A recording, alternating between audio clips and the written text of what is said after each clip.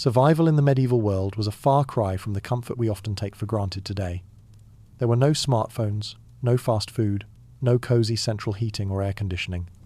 Life was harsh, and every day was a battle against the elements, disease, and hunger. For most people, survival was not a luxury but a necessity, an art form passed down through generations, honed through necessity and deep connection to the land. Imagine, for a moment, waking up in a small, cold hut made of timber and stone. The earth beneath your feet is damp, the air biting, and the night's cold still lingers. You have no electricity, no stores to buy food, and no running water. The resources available to you are the ones you can gather from the land around you, the trees, the streams, the animals, and the soil. You must rely on ancient techniques to ensure your survival, methods passed down through families and tested over centuries. To make fire, one of the most essential skills for survival, you would need to strike flint against steel, creating a spark that catches on tinder. The sound of the striking stones would echo through the morning stillness. If the wind is too strong, or the tinder too damp, the spark might fizzle out, and you must start again. A simple task by today's standards, but here, in the past, failure meant death. Fire was not just for warmth, it was for cooking, for protection, for light in the unrelenting dark of winter. Without fire, the night could swallow you whole. Shelter, too, was an intricate art. Whether it was the bare bones of a simple lean-to, or a larger structure like the medieval longhouse, survival was determined by the design and construction of your home. These were not places of mere comfort. They were refuges from the elements, places where families huddled together for warmth, where food was cooked, and safety was ensured. Using natural materials like animal skins, wood, and sod, medieval builders knew how to make a home that could hold out against the worst the environment could throw at it. It wasn't just about building walls, it was about building a life-sustaining haven. But survival wasn't just about these physical acts. It was about a mental and emotional connection to the world around you. Life was deeply tied to the land, the seasons, and the weather. Each day was a battle for survival, but also a dance with nature. You couldn't simply fight against it. You had to work with it, understand it, and respect its power. The techniques that sustained medieval people were rooted in this deep respect for nature, knowledge passed down through the generations, nearly lost to time. What if we could access this knowledge today? What if these forgotten techniques, these lost arts of survival, could still be applied to our modern lives? Would they still work? And what would we discover about ourselves if we turned back the clock and embraced these ancient skills once more? These questions will guide us as we explore the secrets of medieval survival, revealing not only how people survived in a world without modern conveniences, but how their deep connection to nature and ingenious skills allowed them to thrive. In the next section, we will delve into the critical skill that allowed them to endure the harshest conditions: fire making. To most of us today, starting a fire seems almost too easy. A match, a lighter, or even an electric starter fire at our fingertips with almost no effort. But what if these conveniences disappeared? What would you do then? In the medieval world, where fire was the key to survival, the answer was far from simple. There was no easy way to light a flame, and the methods used were as diverse as they were ingenious. Picture yourself standing at the edge of a cold forest, the wind whipping through the trees, snow on the ground. You have no matches, no lighter, no gas stove, just a handful of tools: flint, steel, and perhaps some dry moss or leaves. Your only hope of survival tonight depends on your ability to start a fire. It might sound impossible, but for those who lived through it, firemaking was a skill that could mean the difference between life and death. The spark of flint against steel, the friction of a bow drill spinning rapidly to create heat, or the scraping of a fire plough, these methods may seem archaic, even impossible to us now. But in medieval times they were essential. The bow drill, for example, was an ancient technique that used a simple wooden spindle and a bow to create heat through friction. As the bow was pulled back and forth, the spindle would spin against a piece of softer wood. The friction would generate enough heat to create an ember, which could then be carefully transferred to tinder. It was a slow, meticulous process, but when successful, it would provide the warmth needed to cook, protect, and survive. Then there was the fire plough, an even older method.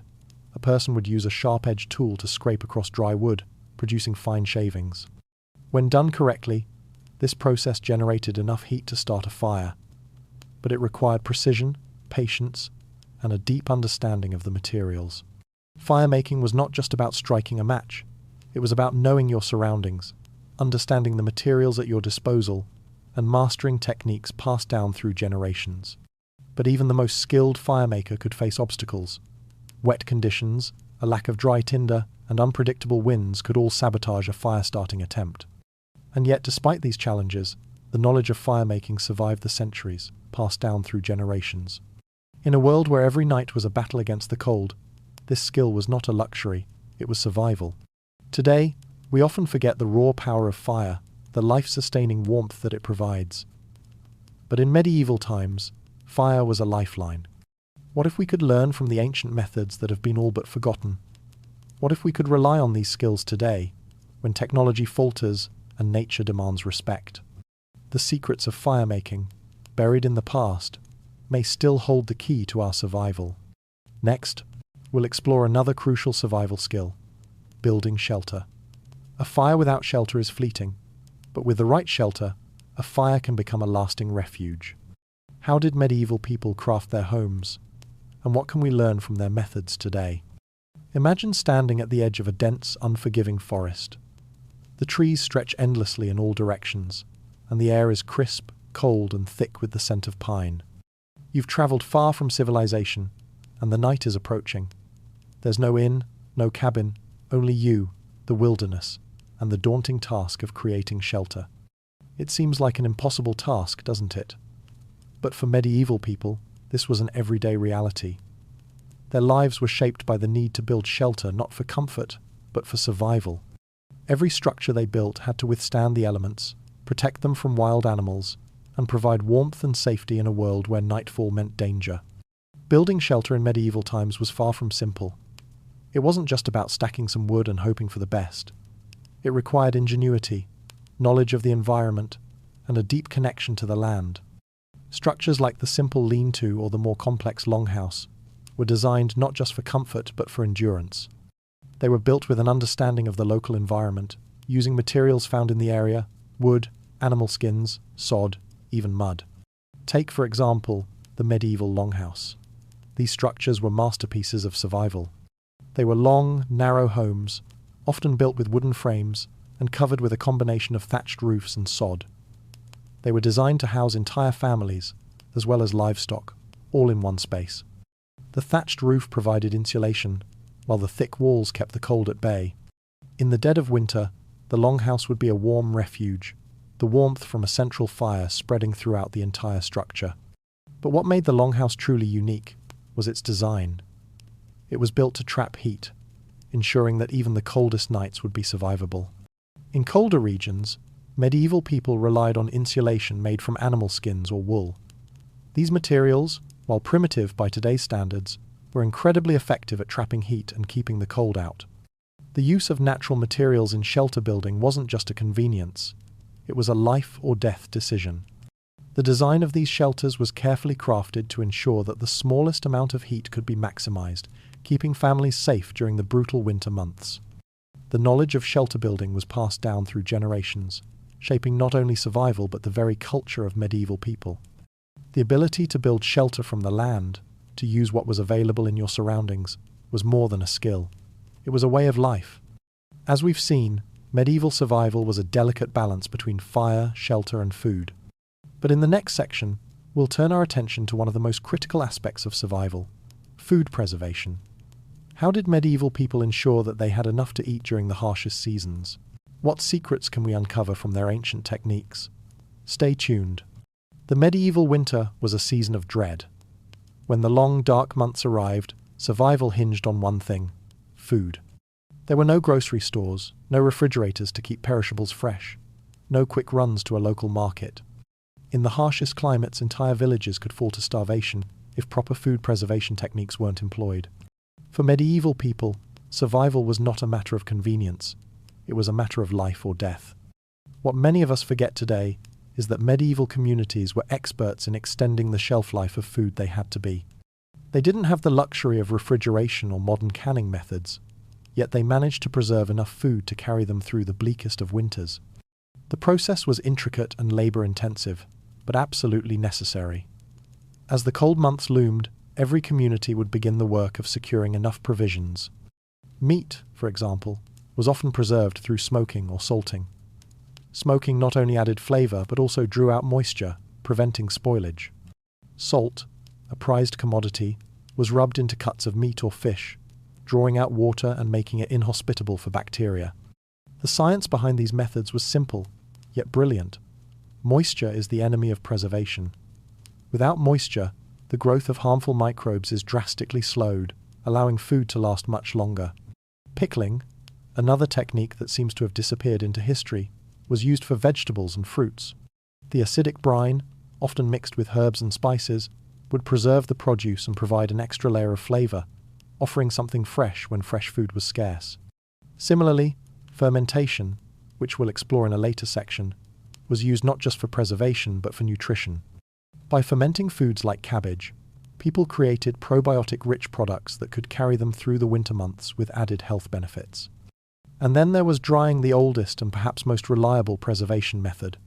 Medieval people would dry fruits, vegetables, and meats by hanging them in the air or using smoke to remove moisture. With the right conditions, dried foods could last for months, offering sustenance during times when fresh food was a distant memory. Grains, too, were stored in cool, dry places, sometimes in grain silos, to ensure they remained edible through the changing seasons. These techniques weren't just passed down through families, they were essential knowledge, vital for the survival of entire communities. People knew which methods worked best in different climates. Those in the colder northern regions, for example, used ice to preserve fish and meat, while those in the warmer southern regions relied more heavily on drying and salting. There was no one-size-fits-all approach. Food preservation was as much about location and climate as it was about technique. But perhaps the most fascinating part of these methods was the degree of trial and error that had gone into perfecting them.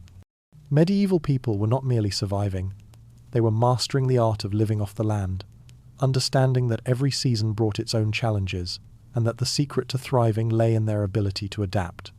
How did they manage to hold on to such vital knowledge? How were these methods passed down through generations, ensuring that families and villages survived the cruelest winters? It's a mystery, and yet it's a secret that was once hidden in plain sight. But what if some of these forgotten techniques could be applied again today? The science of food preservation, passed down through the ages, may still hold lessons for our own survival. Water. It's the most essential element of survival.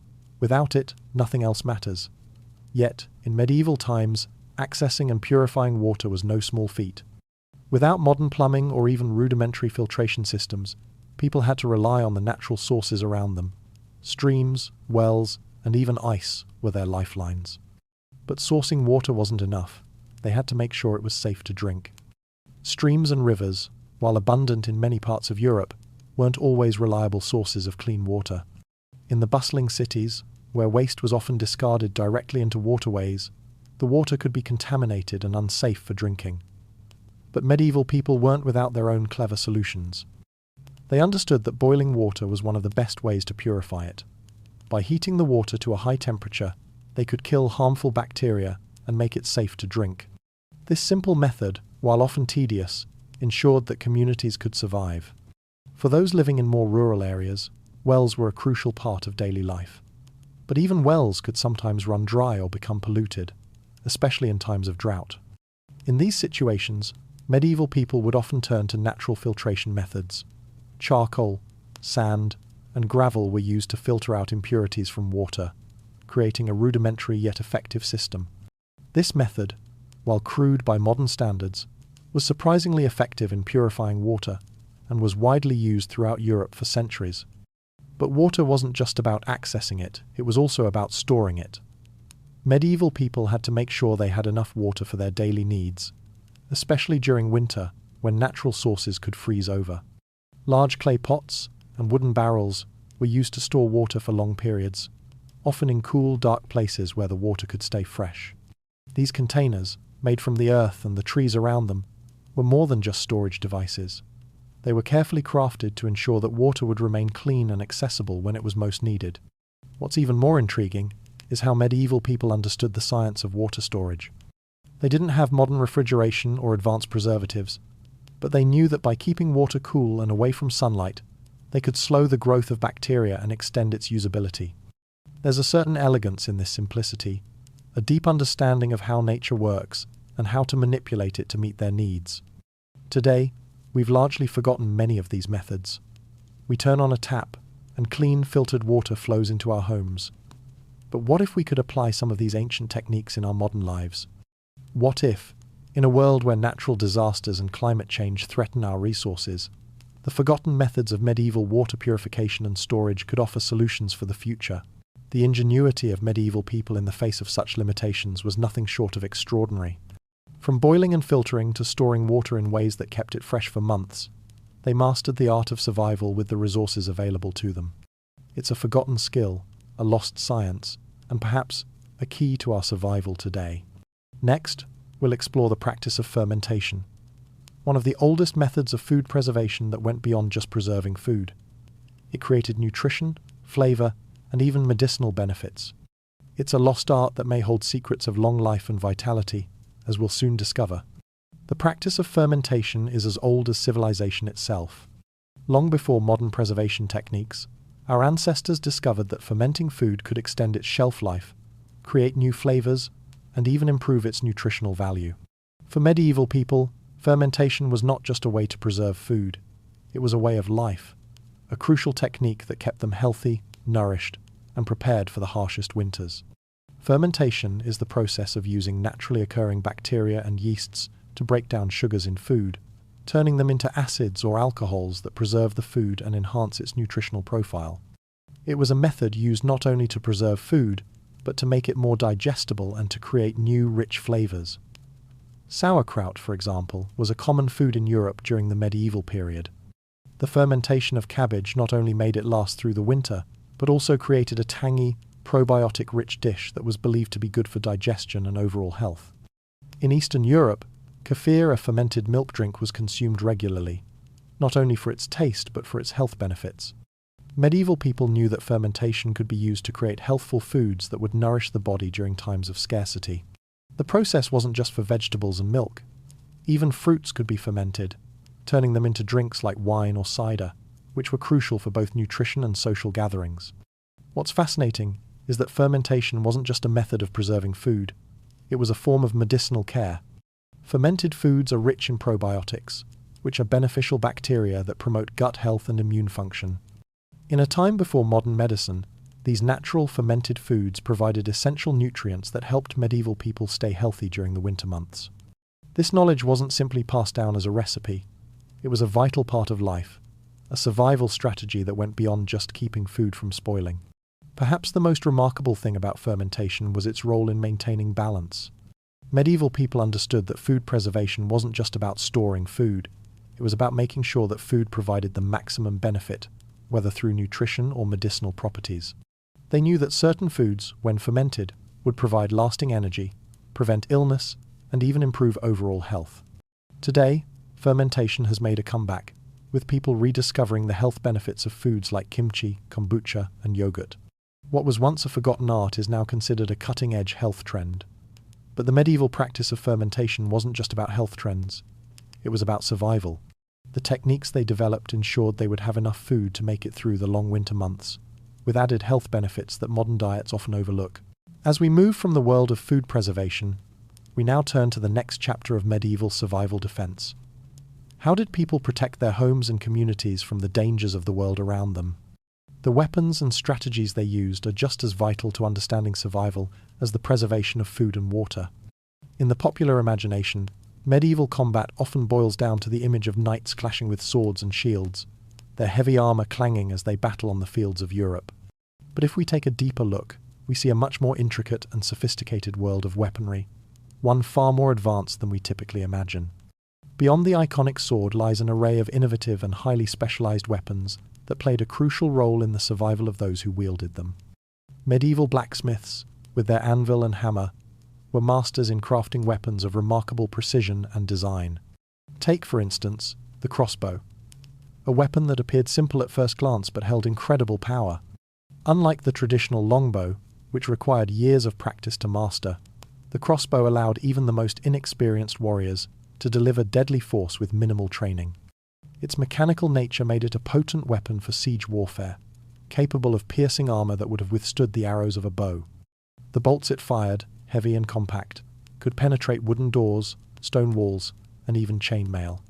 Then there was the longbow, which stood as a symbol of both skill and strength.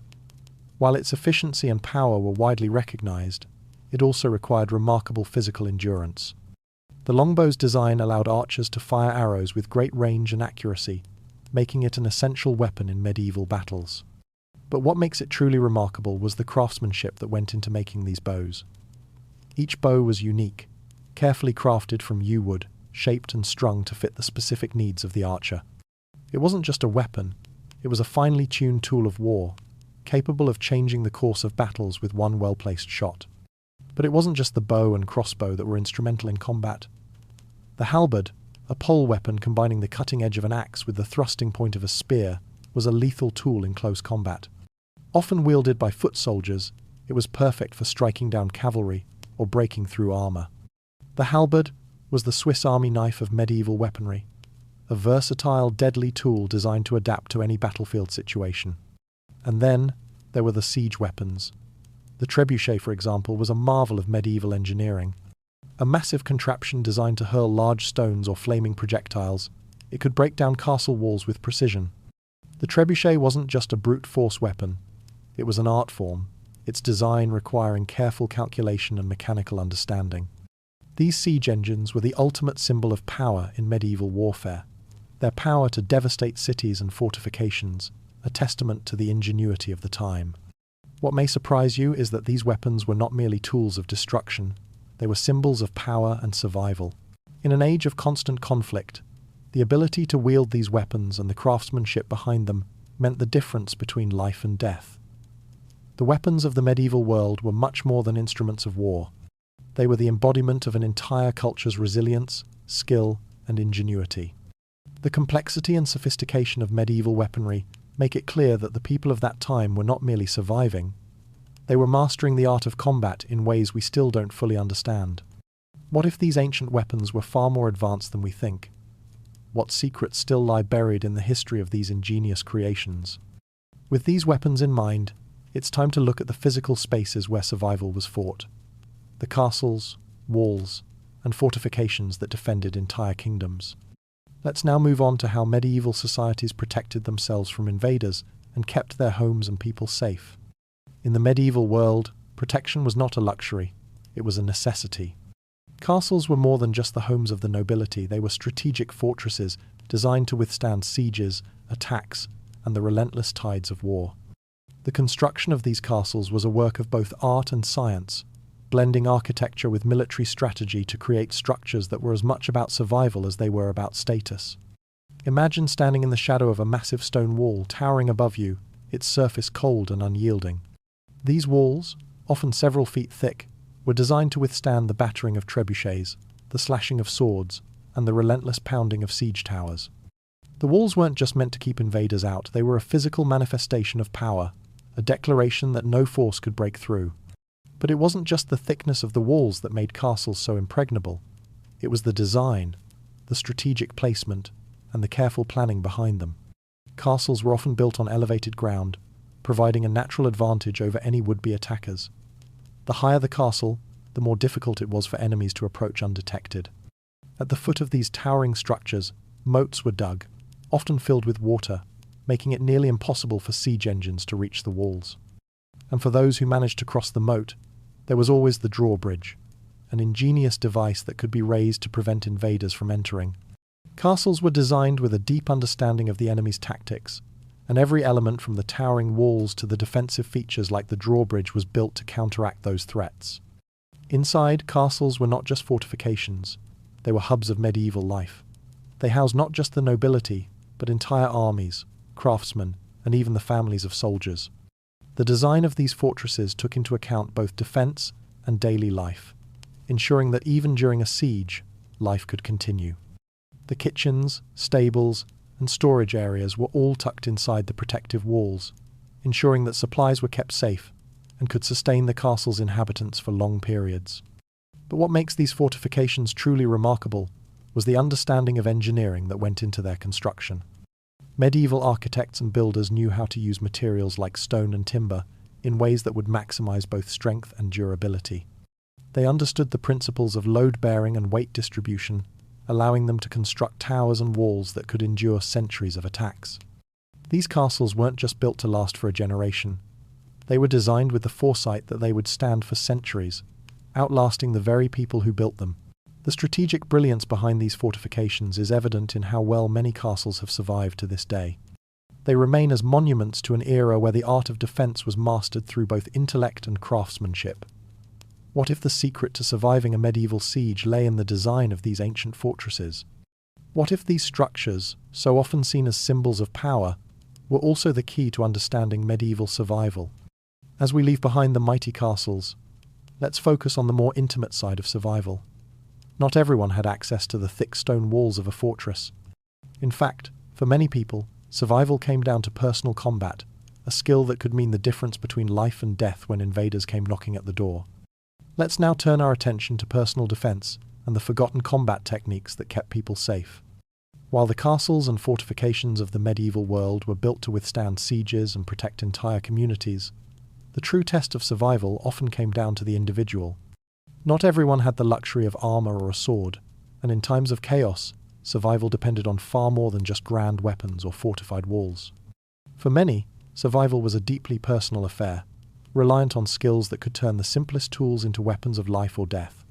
What would you do if a band of raiders appeared at your door, and you had nothing but the environment around you to defend yourself? It might sound like a nightmare, but for medieval people, this was a harsh reality. Combat wasn't just about facing off in a battle, it was about surviving the unpredictable dangers of everyday life. People learned to turn ordinary objects into tools of defense: knives, staffs, clubs, and even rocks. The knife was one of the most common weapons of self-defense.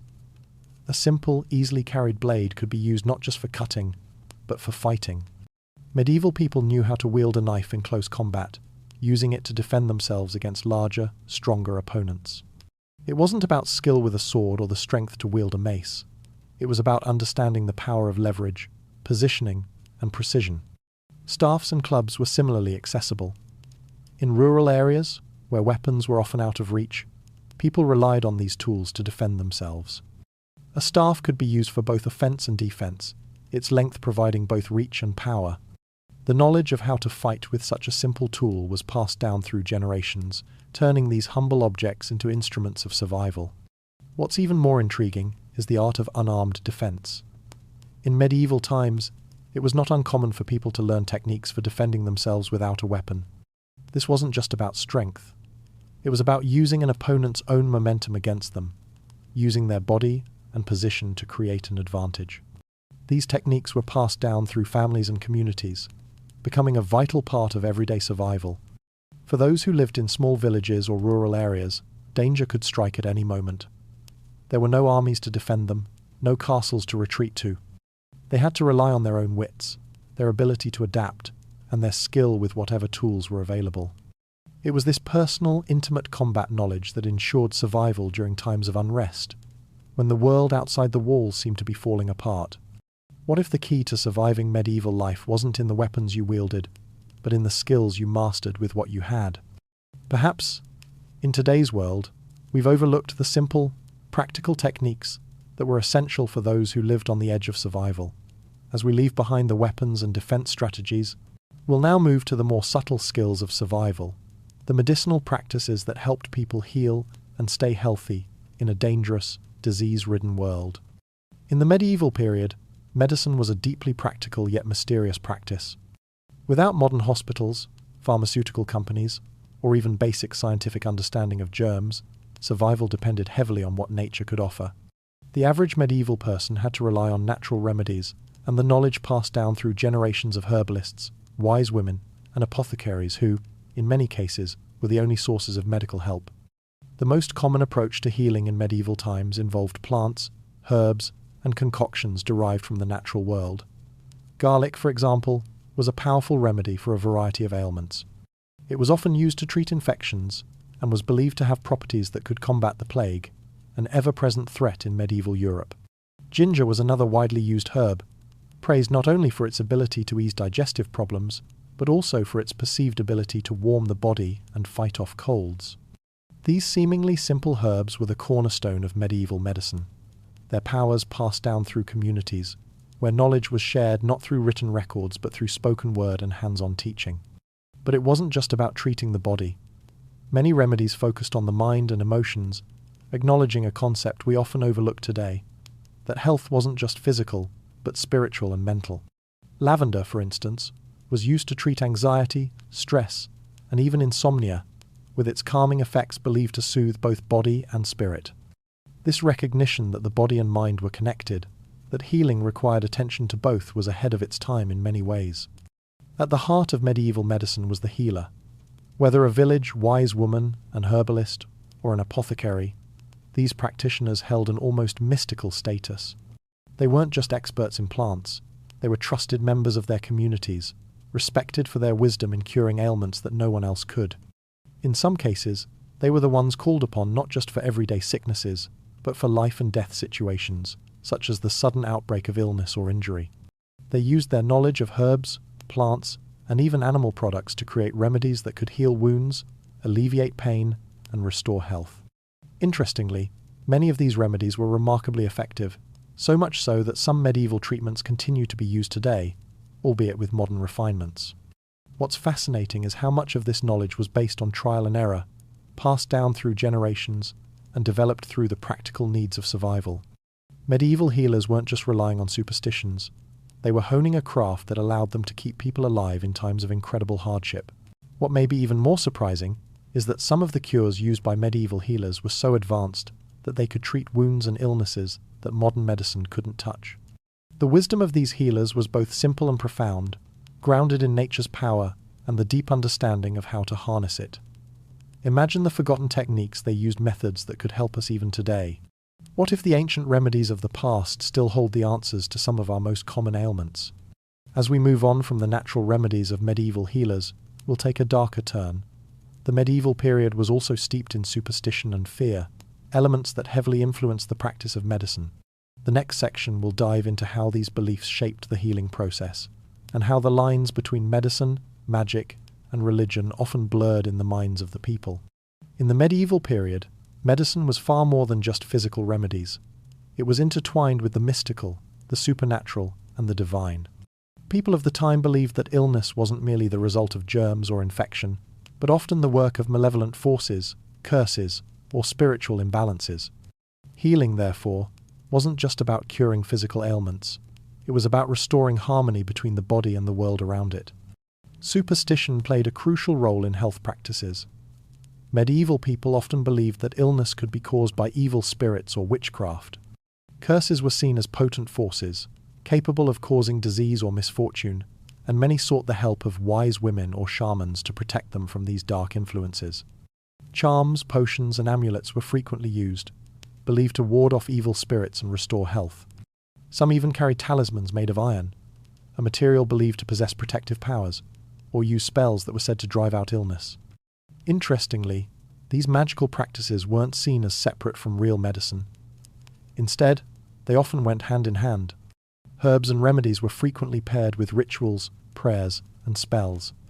It wasn't uncommon for medieval healers to perform a cleansing ritual, such as burning incense or sprinkling holy water, alongside their herbal treatments.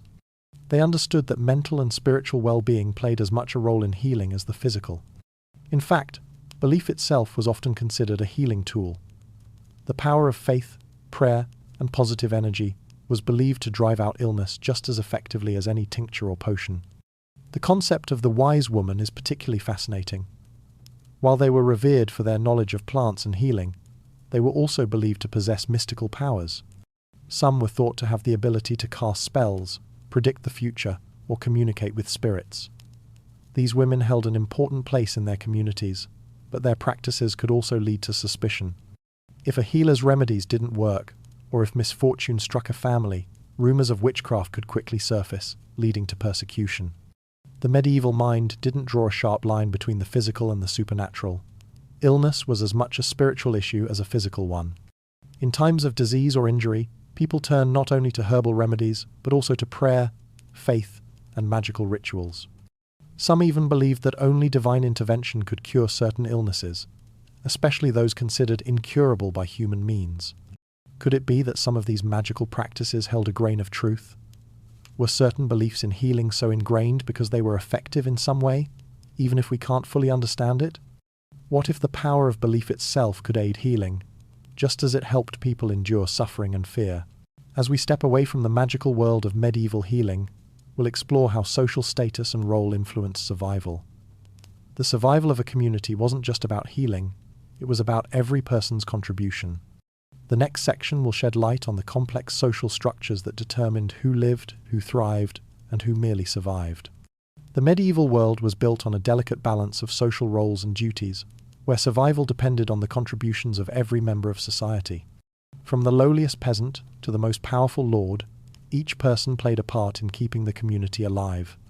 In a world without modern conveniences, every role had a direct impact on the survival of the whole, and for many, survival was tied to a single, crucial skill. Peasants, for instance, were the backbone of medieval survival. They worked the land, grew the food, and raised the animals that would feed entire villages. Without their labor, there would be no sustenance. They were the ones who knew the land intimately, understanding the cycles of planting, harvesting, and the preservation of food. It was the peasants who ensured that enough was stored for the winter, that crops were tended to, and that the community didn't starve when the cold months set in. They had specialized knowledge, passed down through generations, that allowed them to work the land and raise livestock with skill and care. But there were other roles just as vital. The blacksmith, for example, played a crucial part in medieval survival. Without their craft, the community would have no weapons, no tools for farming, no armor for defense. The blacksmith's forge was a place of constant activity, where weapons were made, broken tools were repaired, and nails and hinges were created for homes and farms alike. They were essential to maintaining the machinery of survival.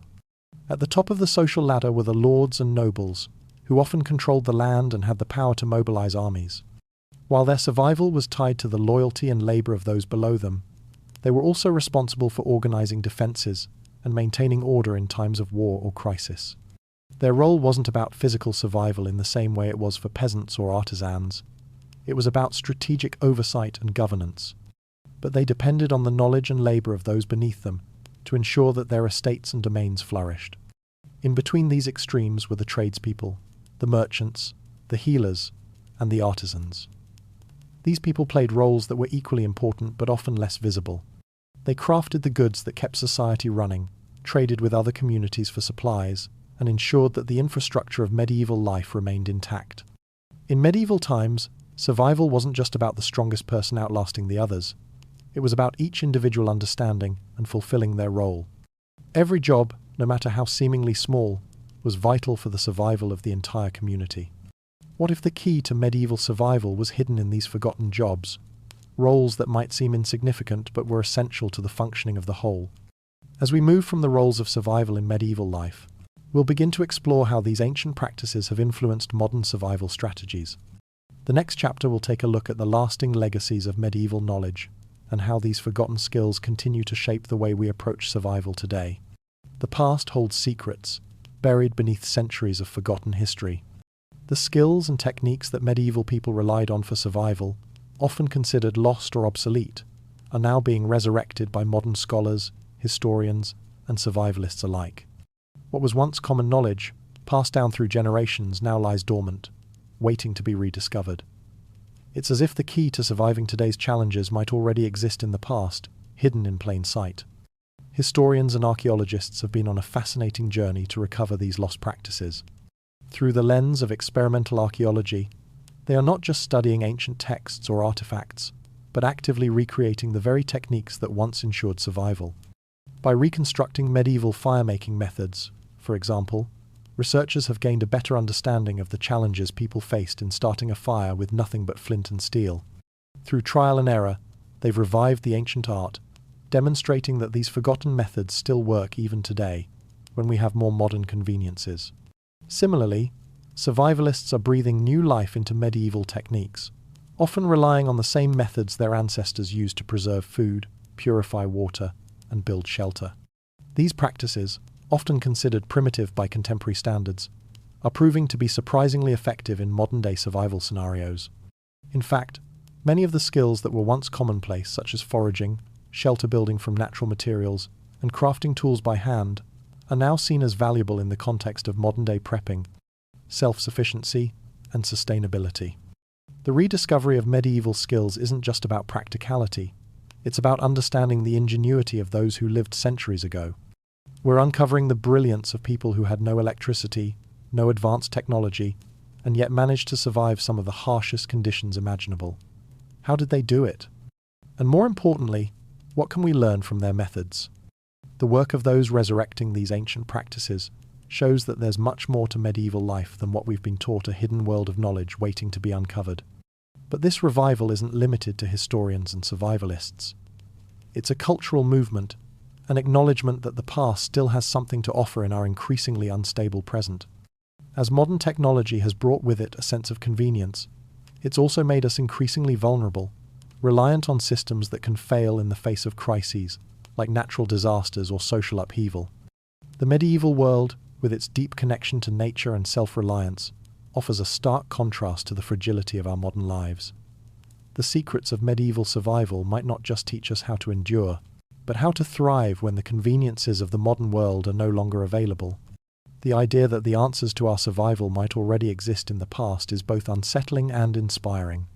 These forgotten skills, waiting to be rediscovered, could be the key to not just surviving but understanding the wisdom of those who lived before us. What if the knowledge we need to change the way we live today has already been discovered, hidden in the ancient world? Next, we will explore how these lost techniques are making a comeback in the world of modern survivalism, where ancient wisdom meets the challenges of today's unstable world. In today's fast-paced, technology-driven world, survivalism has made an unexpected return to the forefront of popular culture. But what many modern survivalists might not realize is that their practices are deeply rooted in the ancient techniques of the medieval world. The same methods that once helped people survive in a harsh and unpredictable world are now being rediscovered and adapted to our modern needs. This blend of old-world wisdom and contemporary survival strategies is reshaping the way we think about self-sufficiency, sustainability, and preparedness.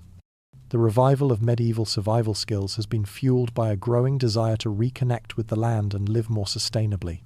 Modern survivalists, many of whom are disillusioned by the over-reliance on technology, are turning to techniques like building shelters from natural materials, foraging for wild food, and using primitive tools to craft what they need. These practices, once considered outdated or even primitive, are now seen as valuable methods for living a life less dependent on modern infrastructure and more in tune with nature. One of the most compelling aspects of medieval survivalism is its emphasis on simplicity.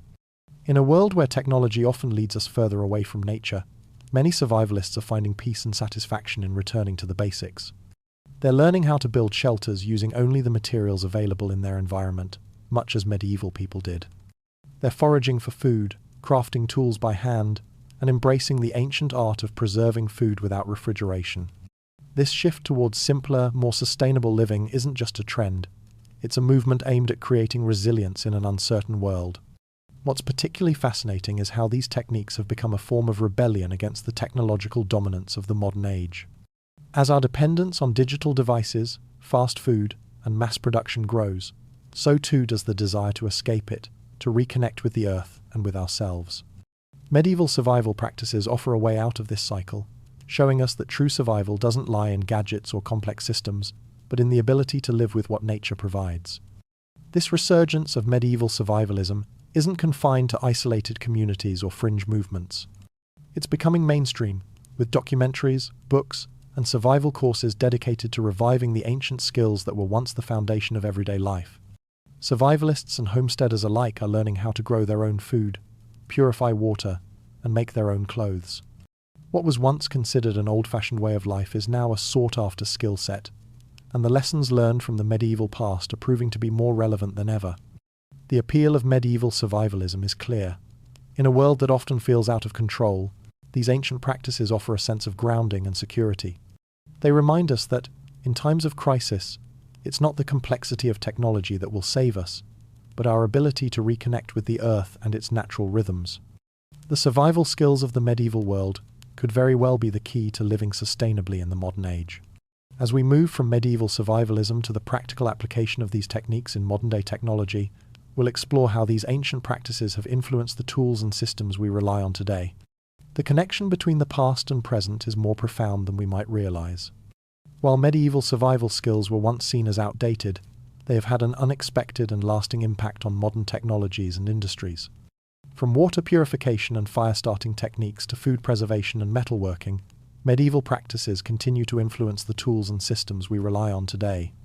What might seem like primitive methods are, in fact, the foundation for many of our modern innovations, particularly in niche industries that value sustainability and craftsmanship. One of the most striking examples of medieval influence on modern technology is in the field of water purification. In medieval times, people relied on methods like boiling and natural filtration to make water safe to drink. These techniques, while rudimentary, were effective in an age without modern plumbing. Today, similar principles are used in water filtration systems that rely on activated charcoal and sand to remove impurities from water. What medieval people knew instinctively is now being refined and applied in the modern world to ensure clean drinking water in places where access to it is limited. Medieval craftsmanship, particularly blacksmithing, also left a lasting mark on modern metalworking and manufacturing. The tools and techniques used by medieval blacksmiths laid the groundwork for much of today's metalworking processes. While modern factories use machines to mass-produce metal products, the basic principles of heating, forging, and shaping metal are the same techniques that were honed by medieval artisans. The attention to detail, precision, and skill that went into making medieval weapons and tools is still evident in high-end artisanal metalwork today. Food preservation methods, too, have been reinterpreted from medieval times. Techniques like fermenting, salting, and smoking, which medieval people used to ensure they had enough food to survive the winter, are making a comeback in the form of artisanal food production. Fermented foods, once considered a simple necessity, are now celebrated for their health benefits. Modern chefs and food enthusiasts are rediscovering the techniques used by medieval people, creating unique flavors and textures that are both delicious and nutritious. The rise of interest in fermented foods like kimchi, sauerkraut, and kombucha is a testament to the lasting influence of medieval food preservation methods. What's truly remarkable is how these medieval techniques have been integrated into modern industries with surprising success. Sustainability, self-sufficiency, and craftsmanship principles that medieval people lived by have become the hallmark of many industries today. Whether it's through small-scale farming, artisanal food production, or handcrafted metal goods, medieval skills are making a resurgence, proving that ancient knowledge still has value in our highly technological world. As we explore the practical applications of these medieval techniques in modern life, we're reminded of the profound connection between past and present. The ingenuity of medieval people continues to shape the technologies we depend on today, and their survival strategies offer lessons for how we can adapt to the challenges of the future. As we close this chapter, we'll reflect on the philosophical implications of revisiting these ancient skills. What can we learn from reconnecting with the past, and how can it help us navigate the uncertainties of our modern world? The answers may lie in the simple, sustainable practices of those who lived before us. In a world that's evolving at breakneck speed, where the next technological marvel is only a few clicks away, the ancient skills that once kept humanity alive seem to fade into obscurity. But what happens when we let these skills slip from our collective memory? What if the very knowledge that could safeguard our future is buried in the sands of time, only to be forgotten forever? The survival skills of our ancestors, once the foundation of everyday life, now seem distant and out of place in our modern world. But these ancient practices are far from irrelevant. In fact, they may hold the key to surviving the challenges of an uncertain future. The task of preserving this knowledge is a responsibility we all share. Historians, archaeologists, and survival experts have worked tirelessly to ensure that the wisdom of the past is not lost. Museums, historical reenactments, and educational programs have become vital tools in keeping medieval knowledge alive. These efforts are not only about preserving artifacts or telling stories, they are about understanding how past generations managed to thrive in a world without modern technology.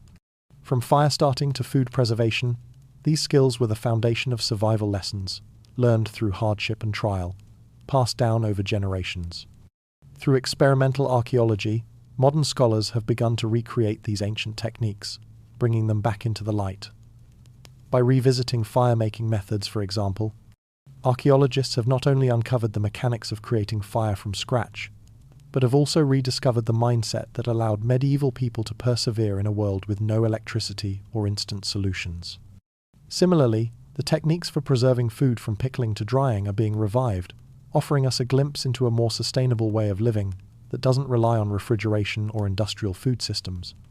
The efforts to preserve these ancient skills go beyond academia. Survivalists, homesteaders, and everyday individuals are turning to medieval knowledge to reconnect with a simpler, more sustainable way of life. These skills, once seen as outdated or unnecessary, are now being embraced as essential in a world increasingly aware of the fragility of modern systems. From foraging to herbal medicine, people are learning to live off the land, growing their own food, and relying on time-tested methods to provide for themselves. Why is this revival so important? In a world where reliance on technology and convenience has become the norm, we've forgotten the deep wisdom embedded in these ancient practices. We've become disconnected from the earth, from the rhythms of nature, and from the survival instincts that once guided our ancestors. Preserving medieval knowledge is not just about keeping traditions alive. It's about reclaiming a connection to the natural world, about understanding how to live in harmony with our environment, and about rediscovering skills that can empower us in times of uncertainty.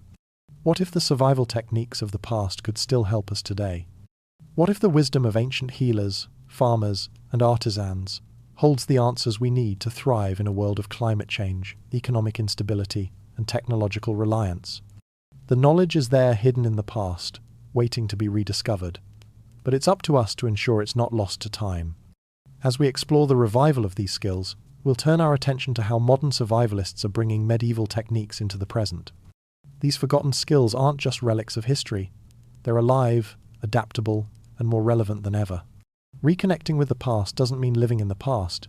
It means using the wisdom of ancient survival skills to shape a more sustainable, self-sufficient future. As we look at the revival of medieval techniques, we find that many of these practices are not only practical but essential for modern-day survival. The skills that once kept people alive in harsh conditions are now being rediscovered, practiced, and incorporated into contemporary life in ways that are deeply fulfilling. One of the most fundamental skills that has resurfaced is the ability to forage. In medieval times, knowledge of the land was essential for survival. People knew which plants were edible, which ones could be used for medicine, and how to spot dangerous plants that could harm them. Today, foraging has seen a resurgence as people seek to reconnect with nature and live off the land. Wild herbs, mushrooms, and berries are now being incorporated into modern diets, and there's a growing interest in learning how to identify and use these natural resources safely. Another skill that has been revived is fire starting. While it may seem like a simple task, the ability to make fire without modern tools or lighters is a deeply valuable skill. In a world where power outages and natural disasters are increasingly common, knowing how to start a fire from scratch using flint and steel, or a bow drill, could mean the difference between survival and despair. The revival of these ancient fire-making techniques has become a cornerstone of modern survival training, with courses and workshops dedicated to teaching these vital skills. Herbal medicine, too, has made a strong comeback. The medieval world relied on plants and natural remedies to treat everything from infections to wounds. Today, herbalism is becoming a popular practice once again, as people look for more natural alternatives to pharmaceutical medicine. Learning to identify medicinal plants and create your own herbal remedies can not only help you become more self-sufficient, but can also deepen your connection with the environment. For those seeking a more sustainable lifestyle, building shelter from natural materials is another key skill that has been revived. In medieval times, people had no choice but to build shelters using the resources available around them. Today, these techniques are being adapted for modern-day living, with people constructing tiny homes, earth-sheltered houses, and cabins using natural building methods that are energy efficient and environmentally friendly. What's remarkable about these skills is that they aren't just for survivalists or history enthusiasts. They're for anyone who wants to live more intentionally, more connected to the earth, and more in control of their own well-being. By embracing these ancient practices, we can take the first steps toward a simpler, more sustainable life. It's about reducing reliance on technology, cultivating self-sufficiency, and reconnecting with the natural world in ways that are both practical and empowering. So, how can you begin to incorporate these skills into your own life? Start small. Begin by learning about foraging in your local area, or by taking a class on firemaking or herbal medicine. There are countless resources available, from books and online courses to local workshops and survivalist groups that can help you get started on your journey. The key is to take that first step, to embrace the wisdom of the past, and to make it your own. As we close this chapter, we reflect on the profound impact that these ancient skills can have on our modern lives.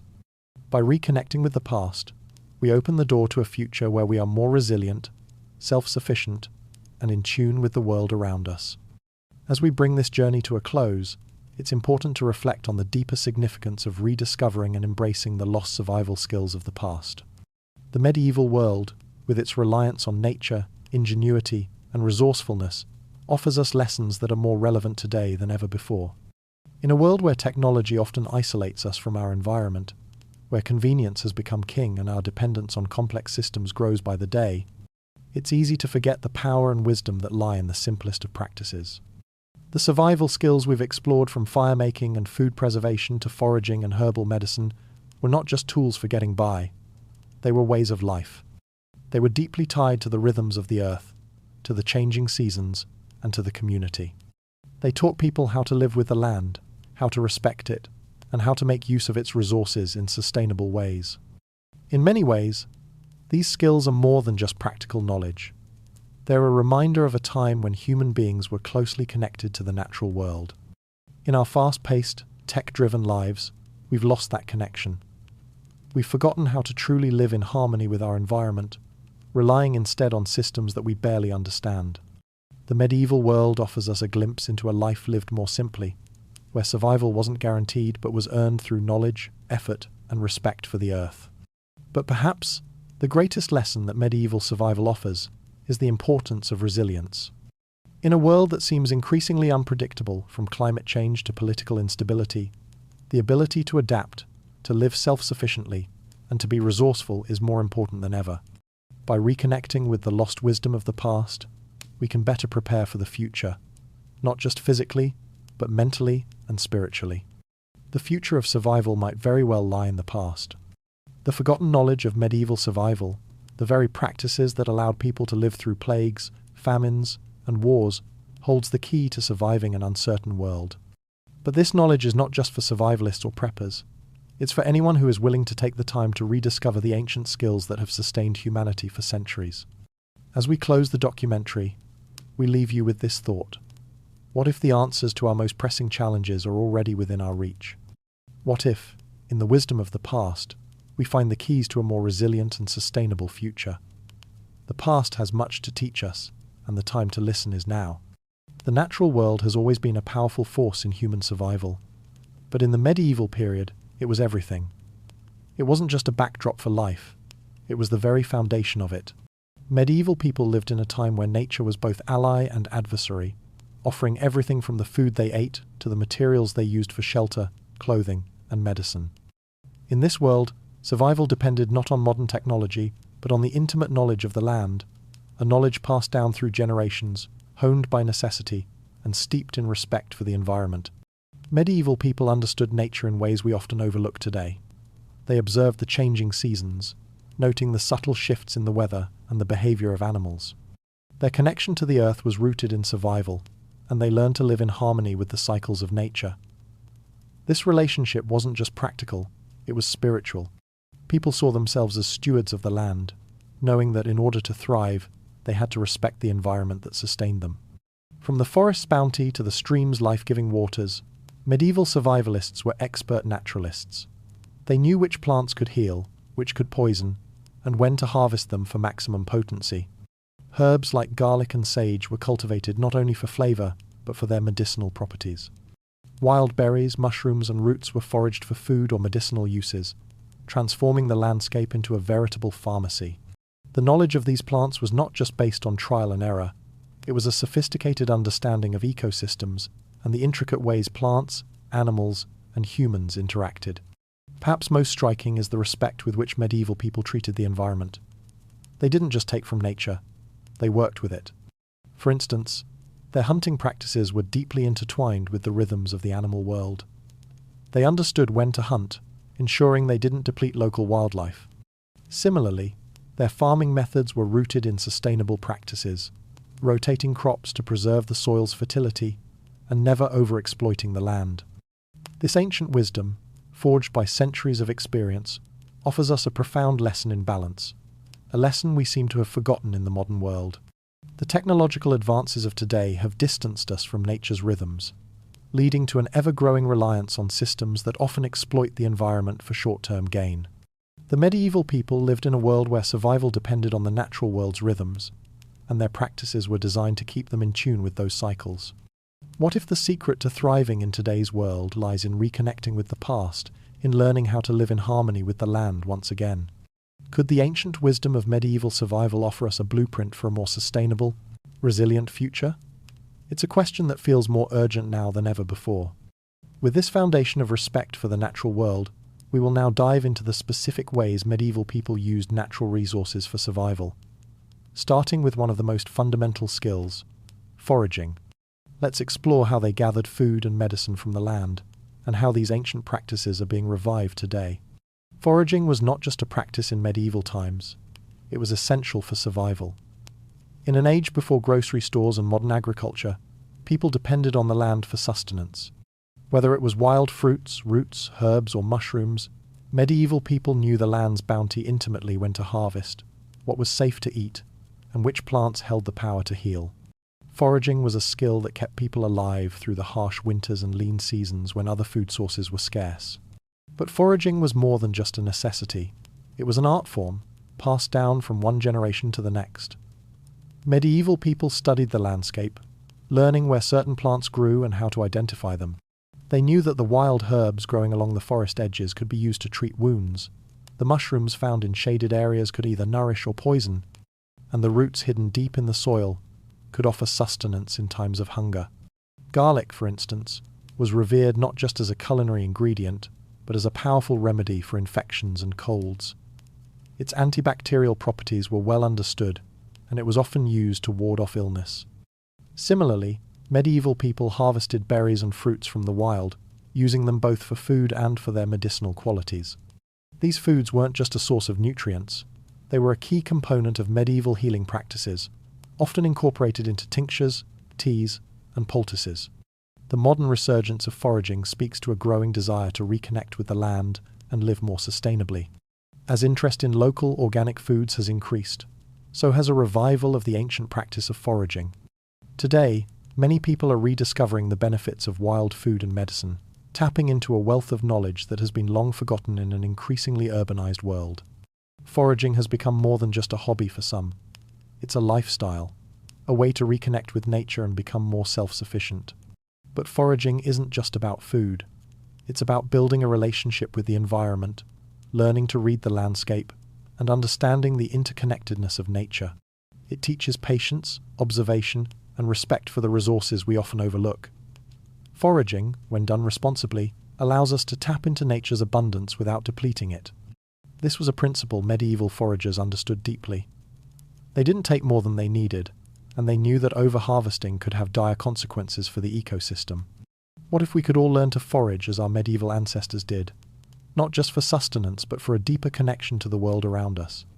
The practice holds a wealth of lessons from the skills of identifying edible plants to understanding the rhythms of nature that guide the growth of wild food. And as we face the challenges of a rapidly changing world, the lessons from foraging may be more relevant than ever before. As we transition from foraging to another essential survival skill, building shelter, we'll see how medieval people turned their intimate knowledge of nature into practical tools for survival. Next, we will explore how they crafted shelter from the very materials they found in the world around them, using nothing more than the resources nature provided. In a time when modern materials and technology were far beyond reach, medieval people were masters of utilizing the natural resources around them to build shelter. They didn't have concrete, steel, or synthetic insulation. They had only wood, animal skins, clay, straw, and the elements at their disposal. Yet, despite these limitations, they built homes, barns, and protective structures that were remarkably effective at providing safety, warmth, and comfort. The most basic of these shelters, the lean-to, was made from branches, animal skins, and whatever materials were available. These simple structures, often made by nomadic people, were designed to provide shelter from the wind and rain. In many ways, they were a testament to human ingenuity, showing how even the most basic resources could be used to create a functional and protective environment. The medieval longhouse, a larger and more permanent structure, utilized timber framing and a thatched roof to create a home that could house multiple families and their livestock. These homes were built with insulation in mind, using animal hides, sod, and other materials to keep the cold out during the winter months. One of the most fascinating aspects of medieval shelter building was the use of firewood and insulation. Medieval people understood thermal dynamics in ways we often take for granted today. They knew that heat rises, and that a well-insulated roof would keep the warmth inside. They also understood the importance of retaining warmth in the walls, using straw, clay, and even moss to create thick layers of insulation. These techniques allowed medieval people to stay warm without the luxury of modern heating systems. The materials used to build shelters weren't just selected for their practicality, they were also carefully chosen based on availability and sustainability. The design of medieval homes took into account the natural environment. For example, in forested areas, timber was the obvious choice, while in more open landscapes, stone was often used. Even the location of the shelter was strategic, often situated near water sources, protected from the elements, or with easy access to food sources like wild game and berries. These shelters weren't just places to sleep, they were hubs of survival. They protected people from harsh winters, provided shelter from predators, and kept communities safe. The importance of this skill cannot be overstated. Shelter wasn't just about comfort, it was about survival. It was the difference between life and death during the brutal winters and harsh climates of medieval Europe. In today's world, where we are increasingly disconnected from the natural resources around us, the knowledge of how to build shelter from nature's bounty feels both revolutionary and comforting. What if we could use these ancient techniques today to live in harmony with nature and adapt to our changing environment? The art of shelter building might hold the key to sustainable living in a world that's becoming more unpredictable by the day. Next, we'll explore how medieval people survived extreme weather conditions, making use of their environment to endure even the harshest climates. How did they adapt to the changing seasons and unpredictable weather patterns? The answer lies in their intimate relationship with nature and their ability to make the most of the resources at hand. The medieval period was marked by extreme weather, with winters that could freeze rivers and summers that could scorch crops. Survival during these seasons wasn't just about weathering the storm, it was about adapting to the environment, using knowledge of the land and weather patterns to ensure that food was preserved, shelter was maintained, and warmth was sustained. Medieval people developed a remarkable understanding of how to live through the changing seasons, using the resources around them to survive. One of the most important aspects of surviving harsh winters was food preservation. Without refrigeration, food had to be stored in ways that would prevent it from spoiling. Medieval people used methods like salting, smoking, and drying to preserve meats and fish, ensuring they had enough sustenance to last through the colder months. They also preserved fruits and vegetables through pickling, fermentation, and drying. These techniques were not just survival tactics, they were deeply embedded in the rhythms of the seasons, ensuring that nothing went to waste and that the food supply remained secure. In addition to food preservation, medieval people developed clothing and insulation techniques that helped them survive extreme temperatures. Wool was the fabric of choice, prized for its ability to retain heat even when wet. Animal skins, particularly fur, were used to line coats and capes, offering protection from the cold. The understanding of how to layer clothing to trap heat and block out the wind was an essential skill that kept people warm during the harshest winters. Medieval farmers, too, adapted to the seasons with remarkable ingenuity. They learned to rotate crops to preserve the soil's fertility, planting hardier crops in the winter and relying on seasonal vegetables to provide nutrition year-round. They understood the importance of timing when it came to planting and harvesting, knowing exactly when to sow seeds and when to reap the rewards. These techniques, honed over centuries, ensured that people had enough to eat no matter the season. What's fascinating is how these medieval survival strategies were all based on a deep understanding of the environment. People knew when to gather food, when to harvest crops, and when to prepare for the coming cold. They lived by the rhythms of the earth, understanding that nature's cycles dictated everything from food availability to the timing of shelter repairs.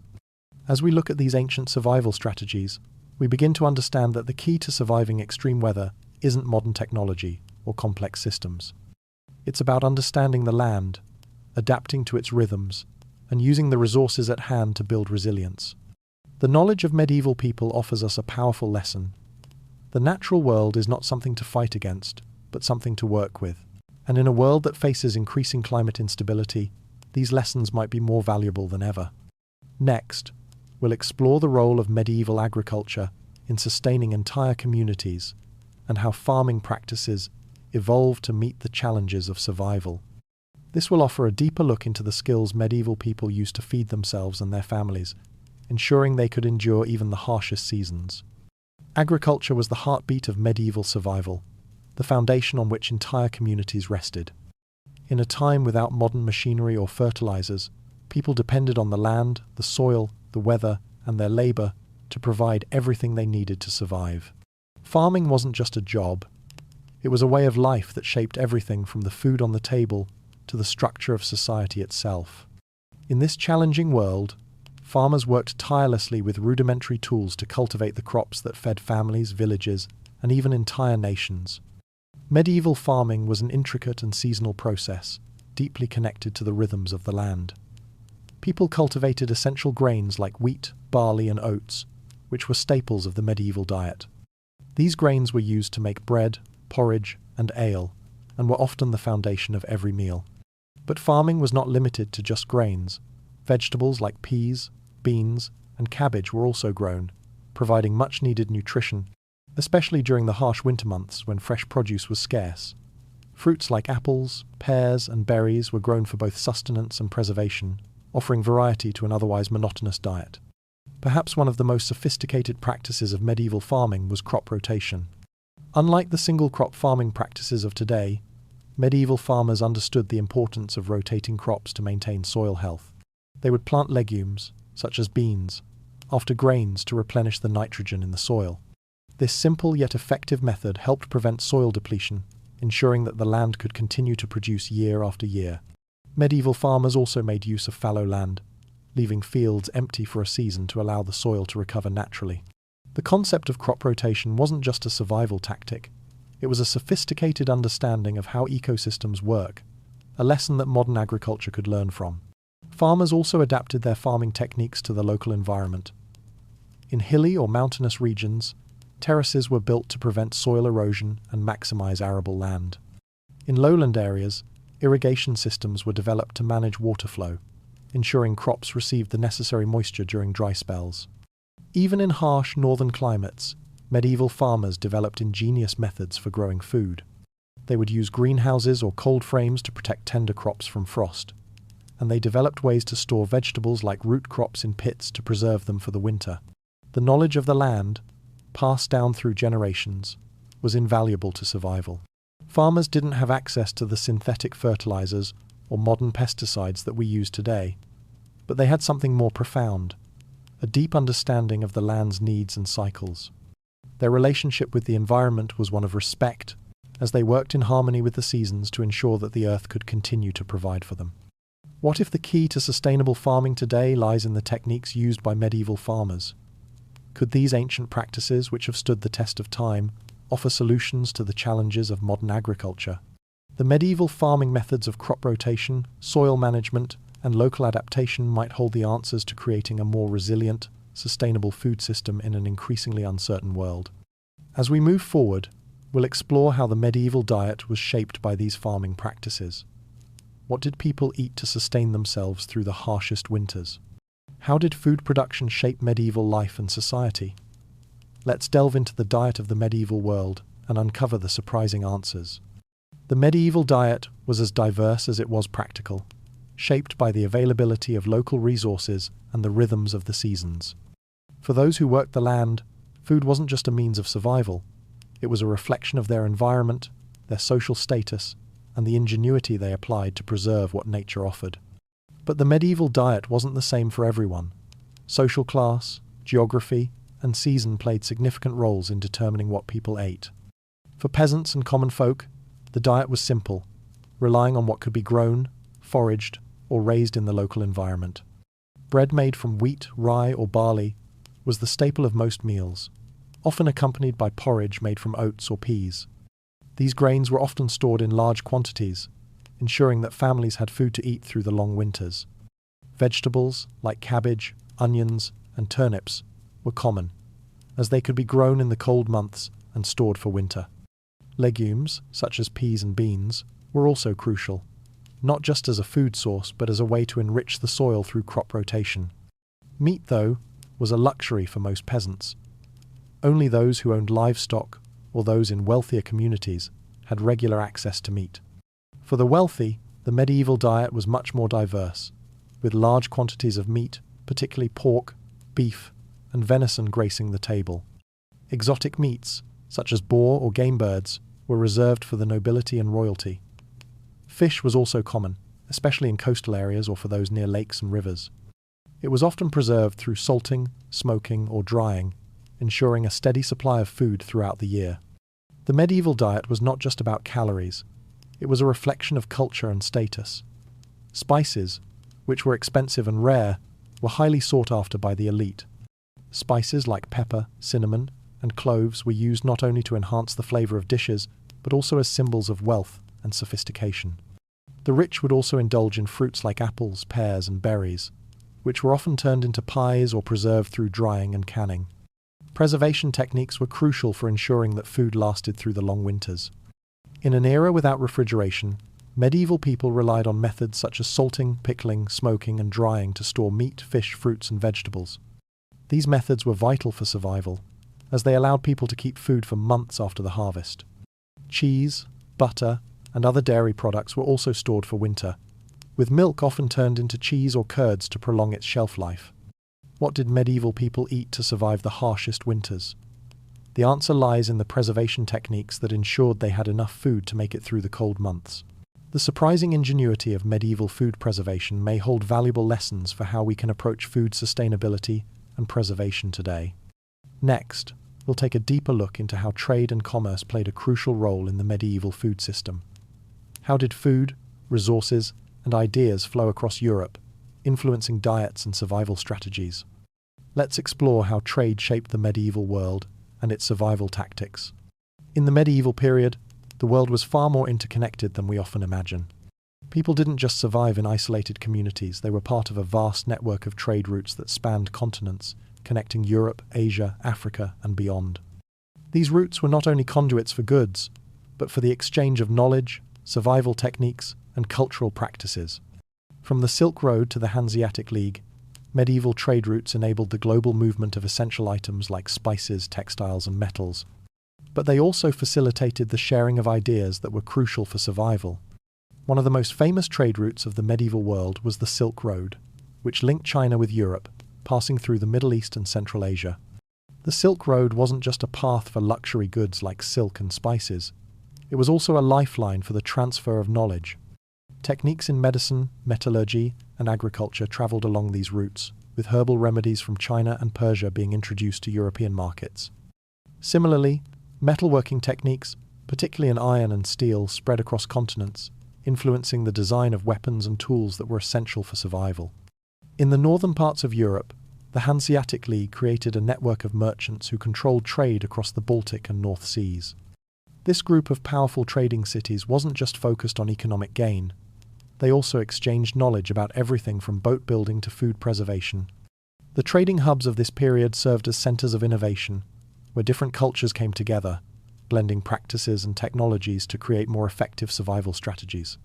But trade was not limited to material goods. The movement of ideas and knowledge was equally significant. As people from different cultures interacted along these trade routes, they shared survival techniques that were often unique to their regions. For example, European traders learned from Middle Eastern herbalists and Muslim scholars about the medical uses of plants and spices. In return, Europeans shared their knowledge of animal husbandry, which was vital for agriculture in more temperate climates. These ancient trade routes were not just about commerce, they were about survival. They allowed different civilizations to learn from each other's successes and failures, enabling them to adapt to their own environments more effectively. The techniques exchanged along these routes, from building better boats to understanding more effective farming methods, were directly tied to the survival of people living in difficult conditions. What if the survival secrets we are about to uncover were shared across continents through these ancient trade routes? Knowledge that has been passed down over centuries might not be so lost after all. It's possible that the answers to our modern-day challenges could be hidden in the interconnected world of medieval trade. With this understanding of how global trade shaped the survival strategies of the medieval world, we'll now explore how different regions developed their own unique survival techniques based on their specific environments and resources. Let's dive into the regional adaptations that allowed people to thrive in vastly different landscapes. Survival is never a one-size-fits-all endeavor. In the medieval world, every region had its own challenges and resources, and people adapted their survival skills to the local environment. From the frozen tundra of Scandinavia to the sun-drenched plains of the Mediterranean, medieval communities developed unique strategies for surviving harsh conditions, often based on their local resources. These regional survival techniques were refined over generations, creating specialized knowledge that was passed down and cherished within communities. In the cold, harsh climates of Scandinavia, for example, survival depended heavily on the ability to navigate and travel in deep snow. The invention of snowshoes was a crucial development that allowed people to travel more easily across the snow-covered landscape. These simple, yet ingenious tools enabled people to hunt, gather, and trade during the long winters, when the snow could become a barrier to movement. The use of snowshoes, which dispersed the wearer's weight over a larger surface area, was not only practical, it was an essential survival tool that allowed people to gather firewood, food, and other necessities, even in the coldest months. In coastal towns, survival required an entirely different set of skills. Medieval communities near the seas developed specialized techniques for fishing, boat building, and seafood preservation. Salt, essential for food preservation, was often harvested directly from the sea, and dried fish became a staple food source that could last through the winter months. The fishing methods used by these communities were highly refined, with nets and traps designed to catch specific types of fish depending on the season. Salted and dried fish were traded across Europe, forming an integral part of the medieval diet. In the Mediterranean region, where the climate was milder, agriculture played a central role in survival. Mediterranean farmers learned how to make the most of the fertile soil by practicing crop rotation, which ensured that the land remained productive year after year. Olive oil, a key product of the region, was not only a staple in cooking, but also used for medicinal purposes, religious rituals, and even as a fuel for lamps. The knowledge of growing olives and grapes, as well as preserving fruits like figs and dates, was passed down through generations, creating a food culture that was sustainable and resilient. The mountainous regions of the Alps also saw specialized survival techniques.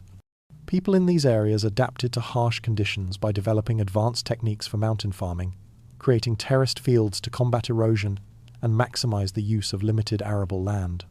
The local knowledge of weather patterns and natural resources was vital to their success in such challenging environments. What if the key to surviving in extreme environments lies in these forgotten regional skills that adapted perfectly to their surroundings? These localized techniques weren't just survival strategies, they were deeply tied to the culture and lifestyle of each community. Today, many of these methods are still relevant, offering practical lessons in sustainable living and resilience. Having explored regional adaptations, we now turn to the fascinating role of storytelling and oral history in preserving survival knowledge. How did medieval people ensure that their techniques and wisdom were passed down through generations? Let's delve into the critical role of folklore and oral traditions in keeping survival skills alive. In the medieval world, literacy was often limited, particularly in rural communities where the majority of people relied on oral traditions to pass down knowledge. In this world, without written records, survival knowledge from how to build shelter to where to find food was shared through stories, songs, and myths. These oral traditions were more than just entertainment or folklore, they were vital to the survival of communities. Embedded within these tales were practical tips for surviving the harshest conditions, passed down through generations in a way that could be remembered and acted upon. The stories told around the fire at night often contained hidden survival knowledge. For example, the folk tales that told of heroic huntsmen were not just tales of bravery, they contained detailed knowledge of the landscape, animal behavior, and hunting techniques. These stories would teach children and young adults where to find certain plants or how to navigate a forest, using imagery and metaphor that could be easily remembered. Similarly, the songs and chants sung by laborers or travelers often contained instructions on how to build a fire, preserve food, or adapt to changing weather. These songs were not just cultural expressions, they were vital survival tools encoded in rhyme and rhythm, making them easier to recall in times of need. Myths and legends also played a key role in preserving survival skills. Consider the stories of the Great Migrations or the building of fortifications. These tales often contained wisdom about how to survive in harsh climates or how to defend against invaders. Through these stories, the survival knowledge of one generation was shared with the next, ensuring that crucial skills were not forgotten. These oral traditions weren't just practical, they also shaped the culture of survival in medieval societies. The sense of community was tightly woven with shared knowledge, and survival often depended not just on individual skill, but on the collective wisdom of the group. The survival of a family or village wasn't just about food or shelter, it was about the knowledge passed down from elder to younger, ensuring that important skills never faded. Interestingly, many modern survival techniques are rooted in these ancient stories. Today's survivalists, for example, use similar techniques for fire-making, shelter building, and foraging methods that were once encoded in the myths and legends of the past. As we reconnect with these traditions, we can see how much of our modern survival knowledge is derived from the same sources that medieval people relied on for their daily survival. What if some of the survival knowledge we've been looking for has been hidden in the stories told around campfires for centuries? These seemingly fantastical tales might hold practical wisdom for modern-day survival. Having explored how oral traditions preserved survival knowledge, we now turn to the revival of medieval survival skills in modern times. How are these ancient practices being reintroduced today, and why do they resonate so strongly with contemporary survivalists? Let's explore the resurgence of medieval survival skills in today's world. In today's world, where technology is omnipresent and convenience is king, the survival skills of the medieval world might seem like a distant memory. However, there's been a remarkable resurgence in the interest and practice of these ancient skills, especially as modern society faces challenges like climate change, economic uncertainty, and natural disasters. The skills once used by medieval people to survive are now being revived by modern survivalists, homesteaders, and those looking to return to a simpler, more self-sufficient way of life. This revival is driven by a growing recognition that modern technology is not infallible. In a world where supply chains can be disrupted and natural disasters can wipe out entire communities, there is a renewed interest in learning how to survive without relying on the conveniences of modern life. The medieval survival skills of foraging, fire starting, shelter building, and food preservation are now being taught in workshops, survival schools, and online communities. People are learning how to live off the land, much as their ancestors did, to prepare for potential future crises. The resurgence of these skills can be seen in the growing popularity of prepping and homesteading. People are learning to grow their own food, preserve it for the winter, and become less reliant on industrial systems.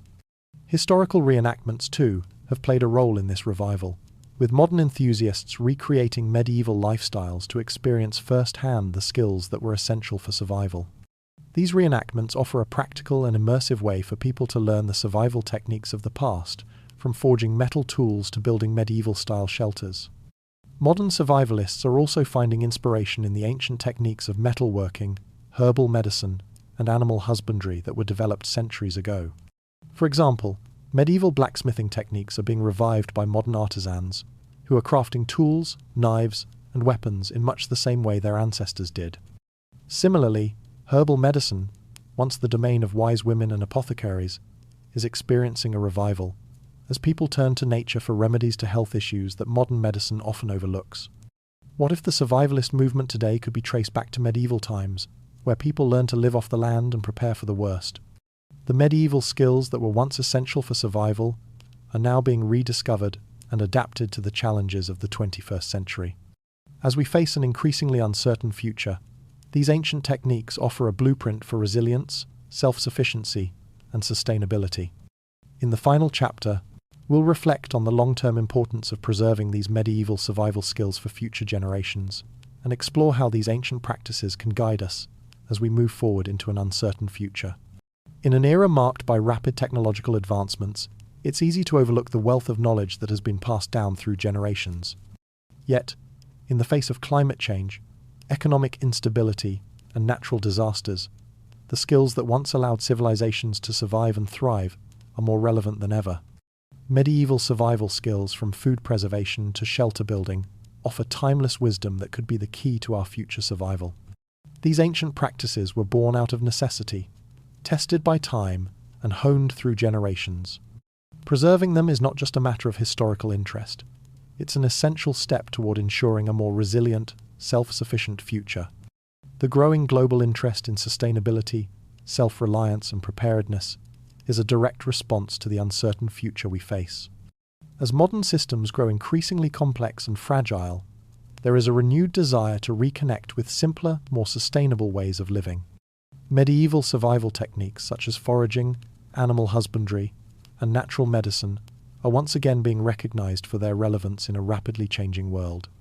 Whether it's the need to grow our own food, preserve it for lean times, or adapt to a changing climate, the survival methods of our ancestors offer valuable lessons that can help us navigate today's challenges. Historical societies, survival schools, and dedicated educators are working tirelessly to ensure that this knowledge is not lost. Digital platforms, books, and online courses have made it easier than ever for people to learn ancient skills. From learning how to start a fire with flint to preserving food without refrigeration, these resources make it possible for individuals to incorporate these techniques into their own lives. In this digital age, preserving medieval wisdom isn't just about reading old texts. It's about applying ancient knowledge in a modern context to build a more resilient and self-sufficient future. The responsibility of preserving these survival skills is not just about safeguarding history. It's about ensuring that the wisdom of the past is available for future generations. In a world that is increasingly dependent on technology and convenience, the knowledge of our ancestors can help us reconnect with the earth and live more sustainably. What if the key to surviving future global crises is buried in the ancient skills of the past? Could the survival techniques of the medieval world be our salvation in the coming decades? As we reflect on the importance of preserving medieval knowledge, we'll now turn to how individuals can start integrating these skills into their own lives. In the next section, we'll provide practical advice on how to begin incorporating these ancient survival techniques into modern living. While the importance of preserving ancient survival knowledge is clear, the next step is taking action. How can we apply the medieval skills that helped our ancestors survive in the modern world? The good news is that many of these skills are not only still relevant, but also practical for enhancing our self-reliance and sustainability today. From growing your own food to learning how to forage for wild herbs, these age-old techniques are within reach, and incorporating them into daily life can have profound benefits. One of the simplest, yet most rewarding skills to revive is gardening. Medieval people grew their own food out of necessity, cultivating grains, vegetables, and fruits that provided sustenance through the year. Today, urban gardening and homesteading are seeing a resurgence as people realize the value of knowing how to grow their own food. Whether it's a small herb garden on a windowsill or a larger vegetable plot in the backyard, learning to grow food is a practical skill that fosters self-sufficiency and sustainability. Foraging is another valuable skill that medieval people mastered. Today, foraging has become increasingly popular as people seek to reconnect with nature and learn where their food comes from. The same plants, mushrooms, and herbs that were once used for food and medicine are still available today. Resources like field guides, online communities, and local foraging groups can help people safely identify edible plants and learn how to use them for both nutrition and healing. Not only does foraging provide a valuable food source, but it also fosters a deeper connection to the environment and teaches us to work in harmony with nature. Building shelter and making simple tools are additional medieval skills that modern people can apply to become more self-sufficient. The ability to construct a basic shelter or make a fire from natural materials is empowering. Whether you're camping, preparing for a natural disaster, or just looking to reduce reliance on modern conveniences, these skills can provide comfort and security in uncertain times. Learning these skills in a modern context through workshops or survival schools makes them accessible to anyone willing to put in the effort. Lastly, preserving food through methods like drying, salting, and fermenting is a skill that has been passed down for centuries. Medieval people had to preserve food to survive the harsh winters, and these methods are just as valuable today. Whether it's making your own sauerkraut, drying fruits and vegetables, or learning to cure meat, these preservation techniques can help reduce waste, save money, and ensure that food is available year-round. By incorporating these skills into your daily life, you not only enhance your ability to survive, but also live more sustainably. The act of growing your own food, foraging, or learning to preserve produce fosters mindfulness and self-sufficiency, empowering you to take control of your resources. The ancient techniques that helped medieval people thrive are not just a matter of survival. They are a path to a more fulfilling, connected life. Now that we've explored how to apply medieval skills in our modern world, we'll reflect on the importance of these practices and how they shape our future. In the final section, we'll summarize our journey and emphasize the lasting impact of ancient wisdom on our survival.